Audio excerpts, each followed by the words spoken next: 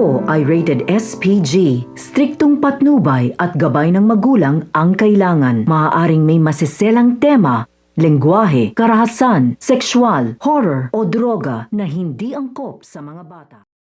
Wala na nga pipiliing oras itong si Rigor na kung saan nga ay ipit na si Enteng at dito nga ay nagawa na nga na ilaglag ni Enteng ang mga kaibigan nga niya.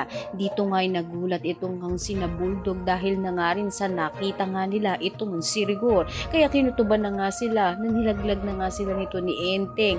Ngunit dahil na nga rin sa itong ang ina ni Enteng ay nasa kapahamakan nga rin ay naintindihan na nga rin nila. Ngunit ayon nga dito sa kanyang kaibigan ay sana nga raw sinabi niya nga upang natulungan nga nila itong si Enteng. Ngunit huli na nga ang lahat na kung saan nga sinaktan ng brutal nito ni Rigor itong mga kaibigan nila Tanggol at nag-aalala na nga rin itong sila Tanggol at Ramon dahil hindi pa rin nakakabalik ang mga kaibigan nga niya na kung saan nga dito nga namili na si Enteng kung ano na nga ang kanyang gagawin sa mga kaibigan laban naman dito nga sa kanyang ina na si Mirna.